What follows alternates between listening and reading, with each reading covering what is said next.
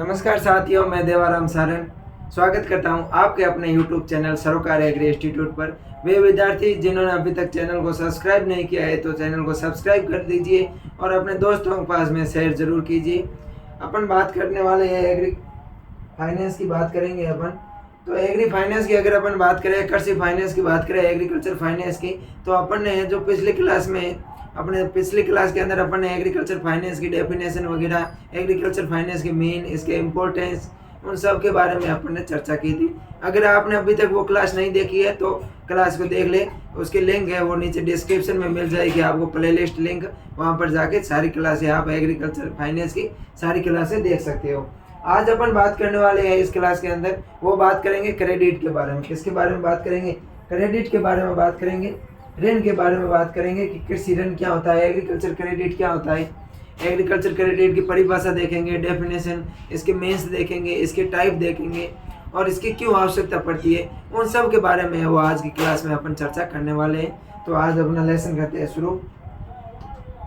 आज अपन बात करेंगे एग्रीकल्चर क्रेडिट, कृषि ऋण, meaning, definition, need and classification.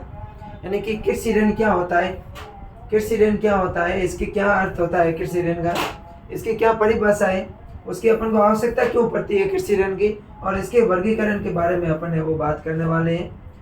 अगर अपन बात करें कृषि ऋण की या एग्रीकल्चर क्रेडिट की बात करें,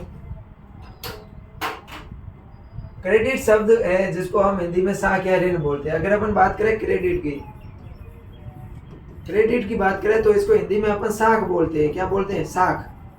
यहाँ बोलते हैं अपन ऋण, यानी कि विश्वास करने वाले साख देते हैं। अपन बोलते हैं किसी को कि मैं इंगी हाँक दो। मारवाड़ी में एक कहावत है कि मैं इंगी हाँक दो, मतलब मैं इनके ऊपर पूरा भरोसा करूँ, मैं इस पर पूरा विश्वास करता हूँ मैं कि ये है वो एकदम सही आदमी है, विश्वास वाला आदमी है। तो क्रेडिट का मतलब होता है साख, यानी कि विश्वास करना, ऋण देना, ये होता है। और अगर अपन बात करें क्रेडिट शब्द की तो ये लैटिन भाषा का शब्द है। क्रेडिट शब्द कौन सी भाषा का शब्द है? क्रेडिट शब्द है ये लैटिन भाषा का शब्द है। कौन सी भाषा का शब्द है? लैटिन लैंग्वेज का शब्द है क्रेडिट शब्द। और जिसको शब्द होता है क्रेडो से लिया गया। किससे लिया गया है? क्रेडो से। लैटिन भाषा का एक शब्द है क्रेडो, CREDO।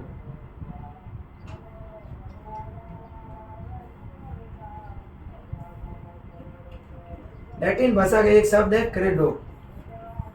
क्रेडो से है जो क्रेडिट शब्द लिया गया है, लैटिन भाषा का शब्द है क्रेडो से लिया गया है, जिसका अर्थ होता है आई बिलीव, मैं विश्वास करता हूँ। अतः क्रेडिट होता है वो विश्वास होता है।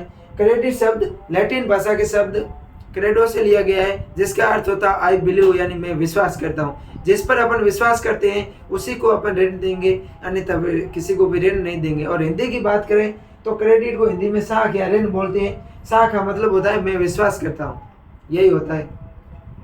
यानी क्रेडिट की बात करें तो क्रेडिट होता है बिलीफ, यानी विश्वास, कॉन्फिडेंस विश्वास, ट्रस्ट विश्वास एंड फेथ विश्वास पर निर्भर करता है।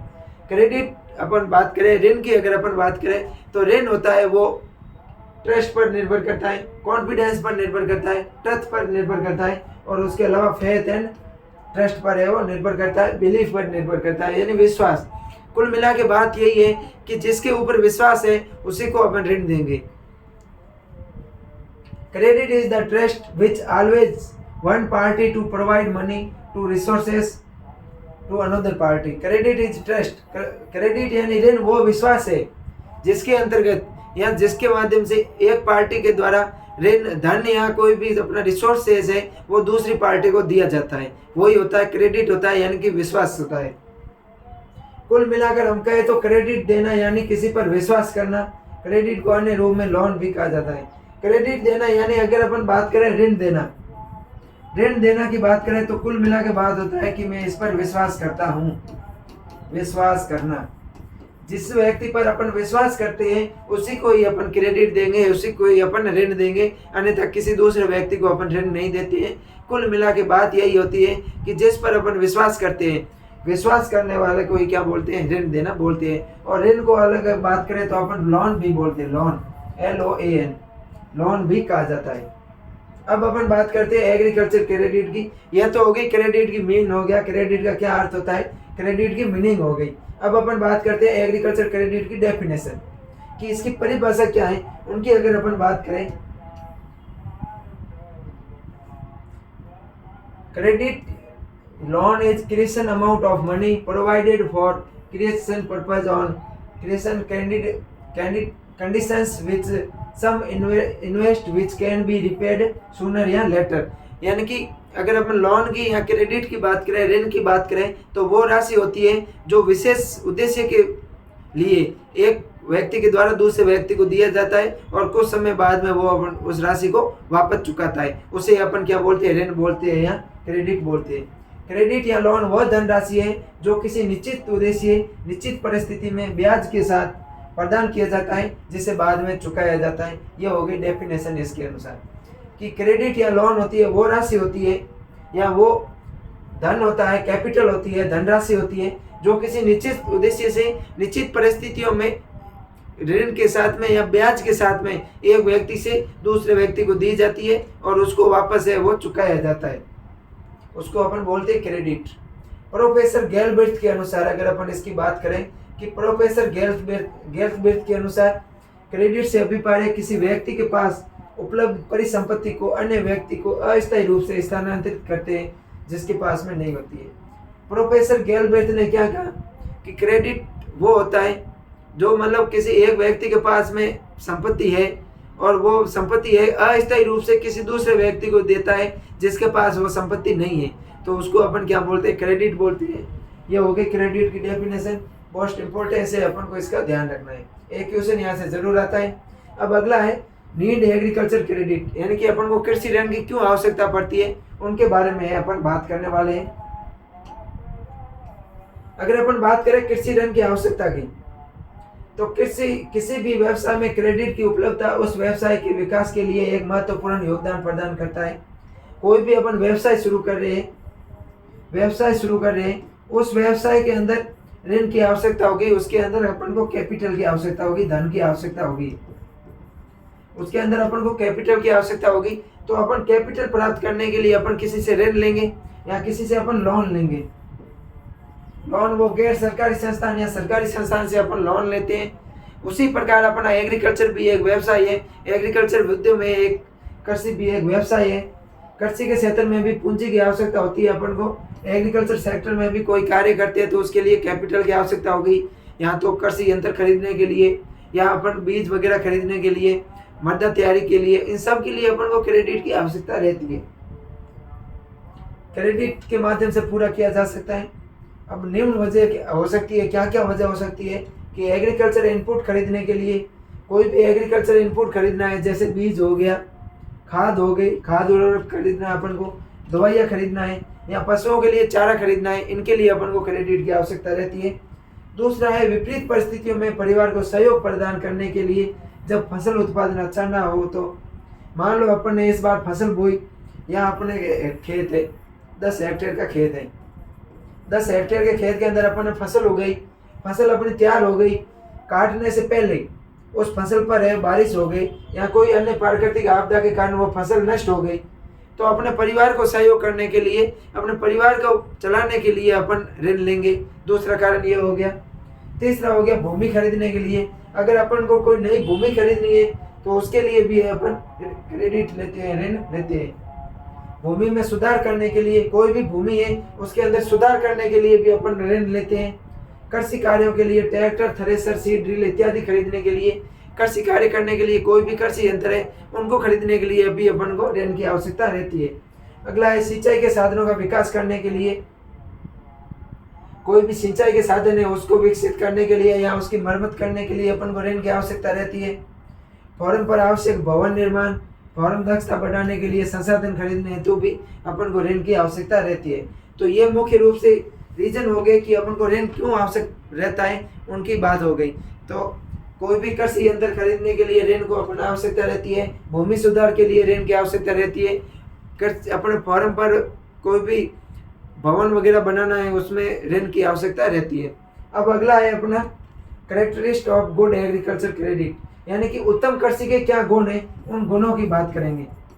कोई भी अपन ऋण लेते हैं, एग्रीकल्चर ऋण लेते हैं, एग्रीकल्चर क्रेडिट लेते हैं, उसमें क्या क्या गुण होने चाहिए एक अच्छे क्रेडिट में, उनकी है अपन बात करने वाले हैं।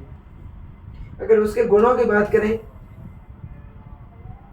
तो पहला आता है कृषक को ऋण न्यूनतम ब्याज दर पर मिनिमम इंटरेस्ट रेट पर उपलब्ध होना चाहिए। जो कृषक होता है, इस कृषक को ऋण है वो न्यूनतम ब्याज दर पर उपलब्ध होना चाहिए। 2% या 3%, 5% पर है अपन को ऋण उपलब्ध होना चाहिए। न्यूनतम जितनी हो सके उतने न्यूनतम ब्याज दर पर है अपन को ऋण उपलब्ध होना चाहिए। कृषकों को ऋण स्वीकृत कराने वाली संस्था कृषकों के विकास में इच्छुक होनी चाहिए तथा उन्हें तकनीकी ज्ञान प्रदान करने की क्षमता रखने वाली होनी चाहिए। जो संस्थान होती है, अगर वो संस्थान फार्मर्स को ऋण देती है, लोन देती है, वो संस्था है वो कृषक के विकास के लिए इच्छुक होनी चाहिए। मान लो कोई भी फार्मर है, ये मान लो फार्मर है, ये एक संस्थान के पास जाता है और उस संस्थान से वो ऋण लेता है। क्या लेता है? लोन लेता है, ऋण लेता है। तो ये लोन लेने और देने वाली संस्थान है, ये भी किसान के विकास के बारे में जान इच्छुक होनी चाहिए। उसका विकास करने के लिए किसान होता है, लोन लेता है, किसके लिए लेता है? ट्रैक्टर खरीदने के लिए। तो इस कंपनी के द्वारा उस किसान को सारी जानकारी है वो देनी चाहिए कि ट्रैक्टर है वो आपको इस ट्रैक्टर को खरीदने से ये फायदा होगा, कोई अलग कंपनी का ट्रैक्टर खरीदने से ये फायदा होगा। तो ये मतलब इसको तकनीकी ज्ञान देने वाली भी होनी चाहिए। अगला है कि राशि ज्ञात करने के लिए विधि इत्यादि की जानकारी ऋण स्वीकृत करते समय ही देनी चाहिए। जो अपन ऋण लेते हैं उसी समय अपन किसान को बता देना चाहिए कि ये ऋण मैं इस हिसाब से लूंगा। अगर बात करें सरल ब्याज के हिसाब से ले तो वो विधि बता दे, या चक्रवर्ती ब्याज से ले तो चक्रवर्ती ब्याज वो उस समय ही बता देनी चाहिए जिस समय कृषक ऋण लेने आया था। कृषकों को फॉर्म पर आवश्यक कार्यों के लिए उचित अवधि के लिए ऋण स्वीकृत कराना चाहिए। जो कृषक होते हैं या किसान होते हैं, उन कृषकों या किसानों को फॉर्म पर आवश्यक कार्य करने के हेतु ही ऋण लेना चाहिए। कोई भी फालतू कार्य करने के लिए ऋण है वो नहीं लेना चाहिए। कृषकों को उत्पादन ऋण के साथ साथ उपभोग ऋण भी स्वीकृत करना चाहिए। किसानों को है जो संस्था ऋण दे रही है वो ऋण है उत्पादन ऋण के साथ साथ में उपभोग ऋण भी देना चाहिए, यानी कि किसानों के प्रयोग में भी आने वाला ऋण देना चाहिए। कृषकों को आवश्यक स्वीकृत ऋण की कुल राशि एक किस्त में नहीं देकर आवश्यकता अनुसार समय समय पर देनी चाहिए। जो कृषक आता है, किसान ऋण लेने के लिए जिस संस्थान के पास जाता है, उस संस्थान के द्वारा ऋण है वो एक साथ में नहीं, जैसे किसान की आवश्यकता हो उसके अनुसार आवश्यकता अनुसार अलग अलग किस्तों में देना चाहिए। ये हो गए अपने उत्तम ऋण के गुण। एग्रीकल्चर लोन के है जो गुण पूछे तो ये 5 गुण है अपन को बताने हैं। मुझे आशा है कि ये आपको समझ में आ गया होगा। अब अपन देखते हैं क्लासिफिकेशन ऑफ एग्रीकल्चर क्रेडिट, यानी कि कृषि ऋण होते हैं। इस एग्रीकल्चर क्रेडिट को कितने भागों में बांटा गया है, इनको अलग अलग बेसिस के आधार पर वर्गीकरण किया गया है, उन सब के बारे में अपन वो इस चैप्टर में चर्चा करने वाले हैं। अब अपन देखते हैं अलग अलग वर्गीकरण। तो इसमें पहला आता है according classification according to time, यानी कि समय के आधार पर ऋण कि किस समय में या कितने समय में किसान ऋण को वापस चुका देगा, उस समय के आधार पर किसान ऋण को है वर्गीकरण किया गया है। ऋण को रिटर्न ऑफ क्रेडिट, यानी कि ऋण को वापस चुकाने के समय के अनुसार अलग अलग 3 श्रेणियों में वर्गीकृत किया गया है। पहला है अल्पकालिक ऋण, यानी कि शॉर्ट टर्म लोन। दूसरा है मध्यकालीन ऋण, मिड टर्म लोन, और तीसरा है दीर्घकालीन ऋण जिसको बोलते हैं लॉन्ग टर्म लोन। तो वापस चुकाने के समय के अनुसार है किसानों को 3 प्रकार के ऋण होते हैं, मध्यकालिक ऋण, अल्पकालिक ऋण और दीर्घकालिक ऋण। Short time loan, mid time loan और लॉन्ग टाइम लोन, ये होते हैं 3 ऋण। पहला होता है अल्पकालिक ऋण या short time loan. Short term loan की बात करें तो इस तरह के ऋण को वापस यानी रीपेमेंट पीरियड होती है वो 6 से 18 माह होती है। ये जो अल्पकालिक ऋण होता है इसकी जो रिटर्न पीरियड होती है या रिटर्न टाइम होता है वो होता है 6 से 18 माह। कितना होता है? 6 से 18 माह होता है। इसको अपन फसली ऋणों को अल्पकालिक ऋण कहा जाता है। जो फसली ऋण होते हैं किसानों को फसल के अनुसार दिए जाते हैं वो अल्पकालिक ऋण होते हैं। इनकी अवधि होती है वो होती है 6 से 18 माह। सामान्यतः सारी फसलें हैं वो 6 माह में तैयार हो जाती है। लेकिन अपन बात करें अर्धशाली गन्ना की, किसकी बात करें? अर्धशाली गन्ना की बात करें तो ये 18 माह में तैयार होता है।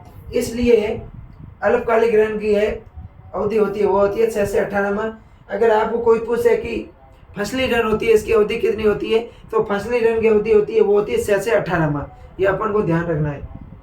इनकी लौटाने की अवधि होती है फसलों की अवधि के अनुसार अलग अलग होती है।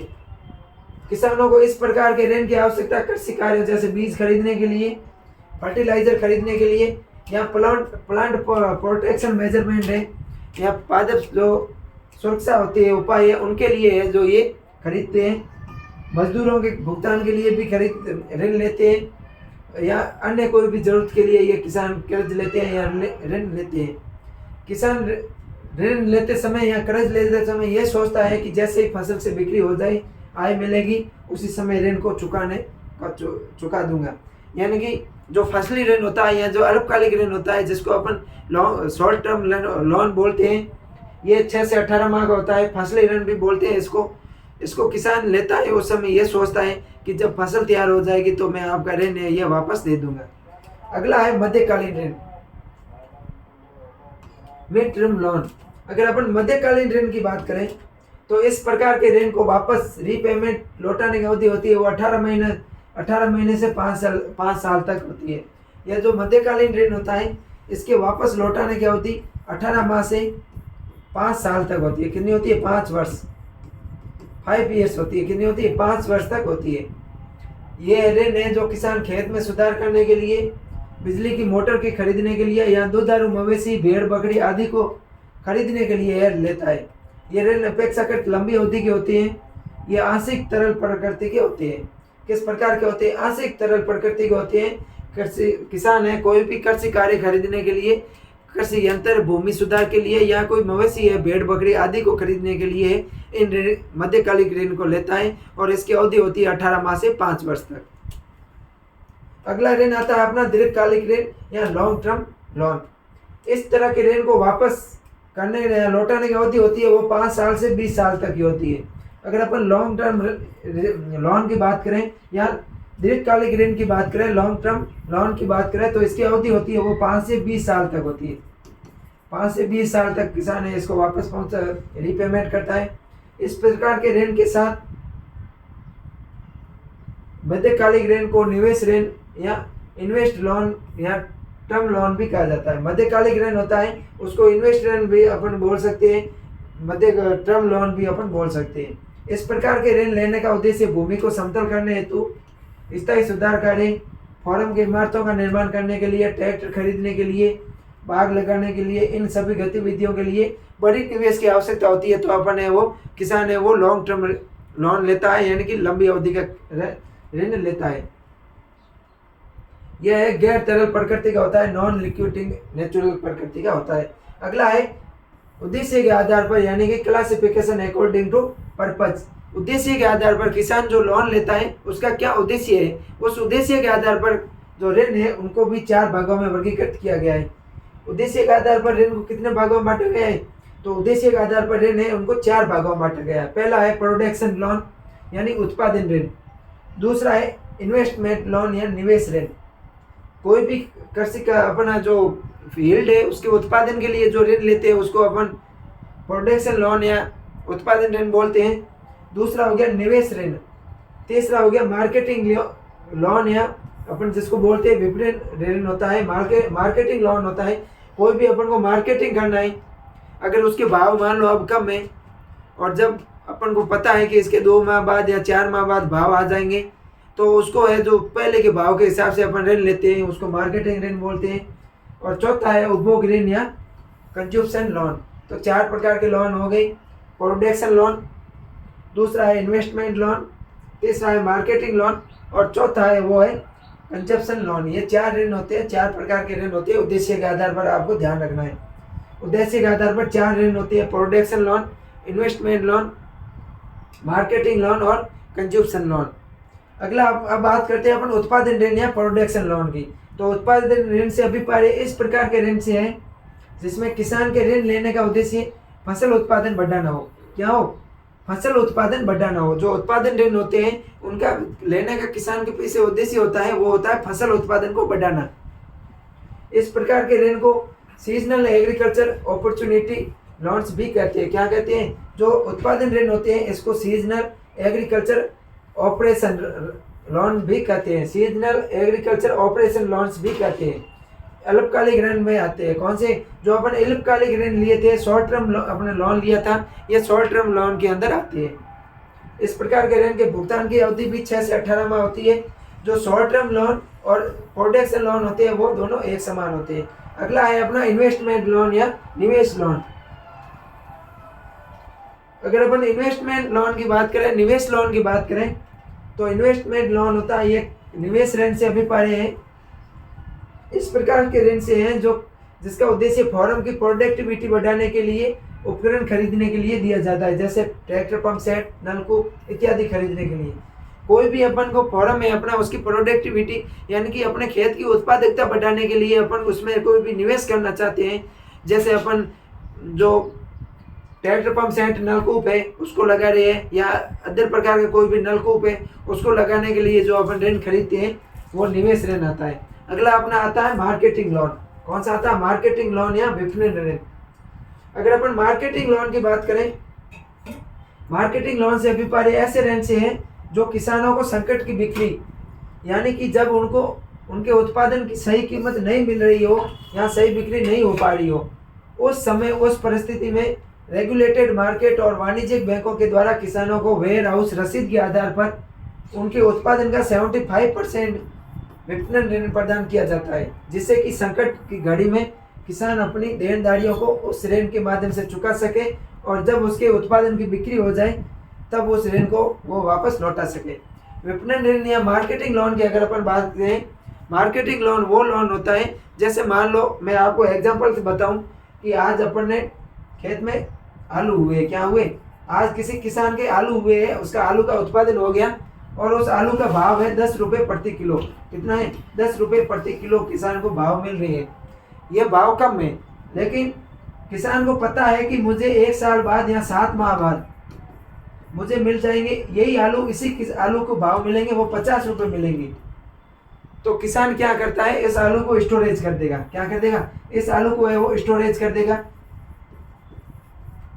स्टोरेज करने के लिए जो वेयर हाउस वगैरह बनाए जाते हैं उनकी है वो रसीद तैयार कर देगा। और विभिन्न प्रकार की बैंकें होती है, जैसे विभिन्न प्रकार की बैंकें होती है, वो उन बैंकें होती है उस आलू के भाव है, उस आलू के भाव की जो 75% है उस 75% के हिसाब से उसको ऋण देता है। वेयर हाउस की रसीद वो बैंक ले लेता है और उसको ऋण देता है, 75% भाव देता है। मान लो अपना 10 रुपये के हिसाब से जो 75% होगा वो उनको ऋण दे देगा। तो ऐसे ऋणों को बोलते हैं, वो बोलते हैं अपना मार्केटिंग लोन बोलते हैं। और जो ऋण देगा किसान को, उससे किसान अपने मजदूरों को वगैरह कोई भी देनदारी बाकी है वो उसको चुका देगा। तो ये होता है अपना मार्केटिंग लोन। मुझे आशा है कि आपको समझ में आ गया होगा। कोई भी अपन प्रोडक्ट बेचना नहीं चाहते, उसको स्टोरेज कर लेते हैं, तो उस प्रोडक्ट की कीमत का 75% अपन को विभिन्न प्रकार की वाणिज्यिक बैंकें हैं अपने 75% लोन देती है। उसी लोन को अपन मार्केटिंग लोन बोलते हैं। अगला है अपना कंजप्शन लोन या उपभोग लोन। कंजप्शन लोन की बात करें, उपभोग ऋण की बात करें अपन, तो कंजप्शन ऋण से अभिप्राय ऐसे ऋण से है जो उत्पादन के अलावा किसी अन्य उद्देश्य के लिए लिया जाता है। कोई भी प्रोडक्शन के अलावा किसी अन्य उद्देश्य से लिया जाता है। इस प्रकार के ऋण को अनुत्पादक ऋण भी कहते हैं। यह अप्रत्यक्ष रूप से उत्पादन उपयोग में सहायता प्रदान करते हैं। ऐसे ऋण होते हैं जो अप्रत्यक्ष रूप से प्रोडक्शन में अपनी सहायता करते हैं। ऐसे ऋणों को 2.5 साल से कम समय के लिए दिया जाता है। कितने साल के लिए? 2.5 साल से कम समय के लिए ये ऋण दिए जाते हैं। ब्रांच मैनेजर व्यक्तिगत रूप से जांच करके 50,000 तक ये ऋण दे सकता है। 50,000 तक, 5,000 तक है ये, इस ऋण को अपन दे सकते हैं। जो कंजप्शन ऋण होता है इसकी अधिकतम कीमत होती है वो होती है 5,000। इसके अंतर्गत लोन लेने वाला व्यक्ति को एक समूह का हिस्सा होता है। उस समूह के 3 व्यक्तियों की सिफारिश पर इस प्रकार का ऋण प्रदान किया जाता है। जो कंजप्शन लोन लेने वाला किसान होता है वो किसी भी समूह होता है या कोई ग्रुप होता है, उस ग्रुप का हिस्सेदार होना चाहिए। और उस ग्रुप के 3 सदस्य बैंक को बताएंगे कि ये किसान है, आपको ऋण वापस दे देगा, आप इस किसान को ऋण दीजिए। तो उसके आधार पर ये उपभोग ऋण दिया जाता है। तो ये अपना हो गया अकॉर्डिंग उद्देश्य के आधार पर किसानों का वर्गीकरण हो गया, ऋण हो गया according to basis of purpose. यहाँ पर ऑब्जेक्ट के आधार पर ऋण को 4 भागों में पढ़ लिया। अब अपन बात करते हैं इससे आगे। अगला अपना जो ऋण का वर्गीकरण आने वाला है वो आने वाला है क्लासिफिकेशन अकॉर्डिंग टू सिक्योरिटी, यानी कि सुरक्षा के आधार पर। सुरक्षा के आधार पर किसान को जो ऋण होता है वो कितने प्रकार का होता है, उनका अपन वो बात करने वाले हैं। सुरक्षा के आधार पर कृषि ऋण को है जो 2 श्रेणियों में वर्गीकृत किया गया है, सिक्योर्ड लोन और नॉन सिक्योर्ड लोन। यानी कि सिक्योर्ड लोन यानी सुरक्षित ऋण और असुरक्षित ऋण, इनके आधार पर 2 भागों में बांटा गया है। सुरक्षा के आधार पर ऋण 2 प्रकार के होता है, सिक्योर्ड लोन सुरक्षित ऋण और दूसरा होता है अनसिक्योर्ड लोन यानी असुरक्षित ऋण। अब अपन बात करते हैं सुरक्षित ऋण की। इस प्रकार के ऋण में ऋण गिराई के द्वारा ऋण लेने से पहले सुरक्षा के तौर पर कुछ गिरवी रखा जाता है। जो सुरक्षित ऋण होता है इसमें है जो ऋण को सुरक्षित करने के लिए कुछ चीजें गिरवी रखी जाती है, जिससे ऋण दाता है उस पर विश्वास कर सके, और सुरक्षित ऋण निम्न प्रकार के होते हैं। सुरक्षित ऋण जो ऋण होता है यहाँ अपन जिसको सिक्योर लोन बोलते हैं, सिक्योर लोन में किसान क्या करता है, अपनी कोई कीमती चीज होती है वो जो जहाँ से ऋण लेता है जिस संस्थान से, उस संस्थान के पास में उसको गिरवी रख देता है और उसके आधार पर ऋण लेता है। यह होता है पहला व्यक्तिगत सुरक्षा ऋण। इस प्रकार के ऋण में स्वयं ऋण गिराई गारंटर होता है, इसमें किसी अन्य व्यक्ति की गारंटी की आवश्यकता नहीं होती है। यह ऋण गिराई घोषणा पत्र के आधार पर दिया जाता है। व्यक्तिगत सुरक्षा ऋण के अंतर्गत ऋण दाता एवं ऋण गिराई के मध्य आपसी समझ के आधार पर ऋण प्रदान किया जाता है। अगर अपन पर्सनल सिक्योरिटी लोन की बात करें, व्यक्तिगत सुरक्षा ऋण की बात करें, तो इसमें क्या करता है, जो ऋण लेने वाला व्यक्ति होता है वो स्टाम्प पेपर पर है वो लिख के दे देता है कि मैं इतने समय में आपका ऋण वापस चुका दूंगा, आप मुझे ऋण दीजिए। और ऋण लेने वाला और ऋण देने वाले दोनों के मध्य संबंध आपसी संबंध होते हैं, दोनों एक दूसरे पर विश्वास करते हैं, तो उसको बोलते हैं पर्सनल सिक्योरिटी लोन। अगला अपन बात करें तो अगला है संपार्श्विक सुरक्षा ऋण। संपार्श्विक सुरक्षा ऋण, इस प्रकार के ऋण में ऋण गिराई द्वारा अपनी संपत्ति को गारंटी के तौर पर गिरवी रखा जाता है, जिसमें LIC बॉन्ड हो गया, FD हो गए, फिक्स डिपॉजिट बॉन्ड हो गया, वेयर हाउस रसीद, मशीनरी, पशुधन आदि चल संपत्तियों को सुरक्षा के रूप में पेश किया जाता है। जो संपार्श्विक सुरक्षा ऋण होते हैं, जो कोलेटरल सिक्योरिटी लोन होते हैं, इसमें चल संपत्तियां होती है उसको है ऋण में लोन के रूप में गिरवी रखा जाता है, जैसे LIC हो गई, अपनी जो FD हो गई, वेयर हाउस रसीद हो गया वो। अगला है अपना चार्टेड लोन। चार्टेड ऋण की बात करें, इसमें चल और अचल संपत्तियों दलाल के पास आभूषण या विभिन्न धातुओं के बने हुए रखे जाते हैं। अगर अपन चार्टेड लोन की बात करें तो इसमें ऋण लेने वाला और ऋण देने वाले के बीच में एक दलाल होता है। उस दलाल के पास में चल संपत्ति या अचल संपत्ति है वो रखी जाती है। जब ऋण देने वाला ऋण देने वाले व्यक्ति को ऋण अपना वापस चुका देता है, तब उस दलाल है जो दलाल होता है, चार्टेड होता है, वो है अपनी चीजों को वापस दे देता है। अगला है बंधक ऋण या मॉर्गेज लोन। मॉर्गेज लोन या बंधक ऋण, इस प्रकार के ऋण का संपार्श्विक सुरक्षा ऋण का विपरीत रूप होता है, जिसके अंतर्गत अचल संपत्तियां रखी जाती है। संपार्श्विक सुरक्षा ऋण के अंदर चल संपत्तियां हैं वो गिरवी रखी जाती थी, लेकिन जो बंधक ऋण होता है इसके अंदर अचल संपत्तियां हैं वो रखी जाती है, जैसे भूमि हो गई, खेत की इमारतें हो गई आदि है वो गिरवी रखी जाती है। अगला है हाइपोथेटिक लोन। वैसे ही तो ऋण गिराई को अपनी चल संपत्ति का पूरा मालिकाना हक अधिकार होता है, लेकिन अगर उस संपत्ति को गिरवी रखा गया, उस परिस्थिति में ऋणदाता के पास में उस वस्तु को बेचने का कानूनी अधिकार प्राप्त होता है, जिससे कि ऋण की राशि को उस समय चल संपत्ति को बेचकर प्राप्त किया जा सके। ऐसा अधिकतर ट्रैक्टर ऋण या मशीनरी ऋण के मामलों में होता है। अगर अपन हाइपोथेटिक लोन की बात करें तो इसमें ऋण देने वाला जो व्यक्ति होता है वो है किसी भी चीज़ को बेच देता है और उससे वो अपने जो ऋण दिया है वो राशि प्राप्त करता है, तो उसको बोलते हैं हाइपोथेटिक लोन। अगला है असुरक्षित ऋण, अनसिक्योर्ड लोन।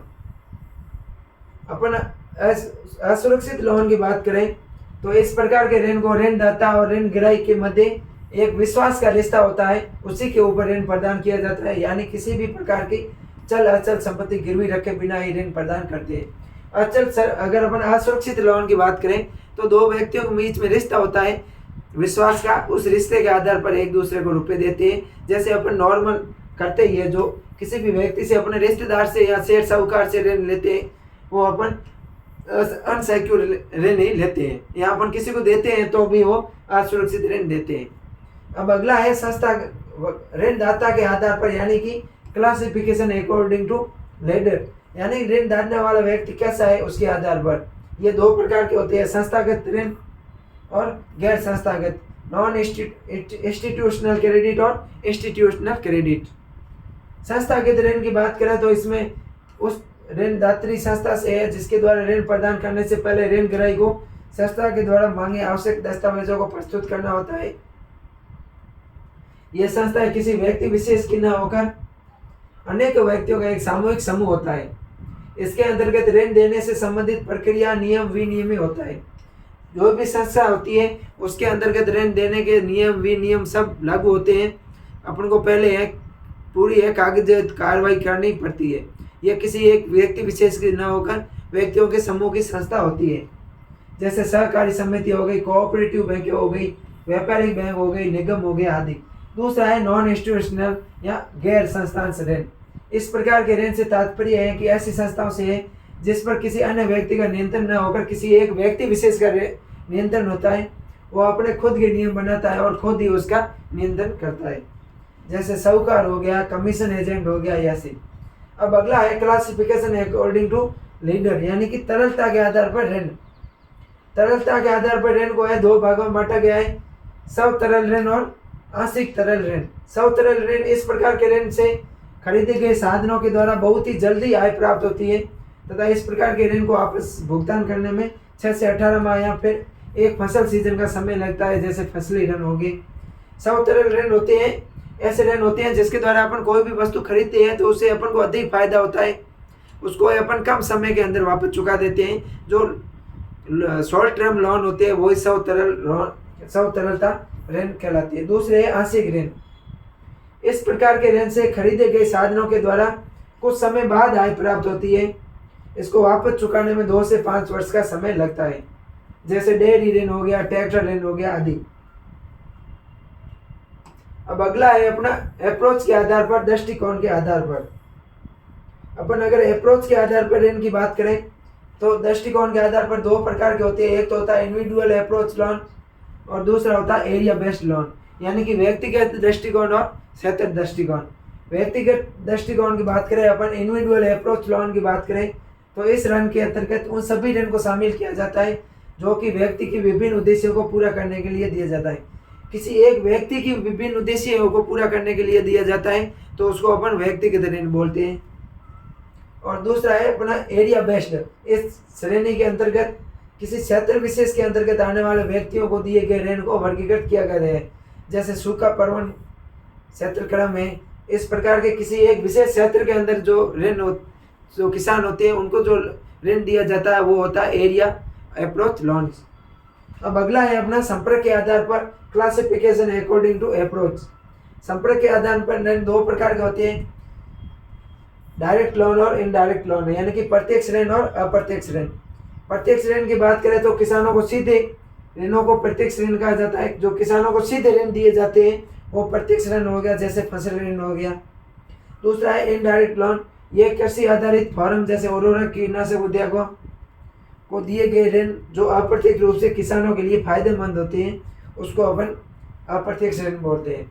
जो डायरेक्ट लोन होते हैं वो किसानों को सीधे दिए जाते हैं और जो इनडायरेक्ट लोन होते हैं वो किसी उद्योग को दिए जाते हैं, उस उद्योग के द्वारा किसानों को फायदा होता है, उसको अप्रत्यक्ष लोन बोलते हैं। तो ये अपना है आज का सेशन हुआ अपना एग्रीकल्चर फाइनेंस का। अपन एग्रीकल्चर फाइनेंस की बात करें अपन तो इसके अंतर्गत अपन एग्रीकल्चर फाइनेंस के अंतर्गत है वो एग्रीकल्चर लोन के अपन ने डेफिनेशन देखी, इसके गुण देखे, इसके और क्या मतलब मीनिंग वगैरह, इसकी क्यों आवश्यकता रहती है, इन सब के बारे में अपन ने चर्चा की। और मुझे आशा है कि जो आज अपन ने पढ़ा है ये आपको समझ में आ गया होगा। तो अभी तक अपन ने इस क्लास को शेयर नहीं किया है तो अपने दोस्तों के पास में शेयर जरूर करते हैं। मिलते हैं नेक्स्ट क्लास में, तब तक के लिए थैंक यू।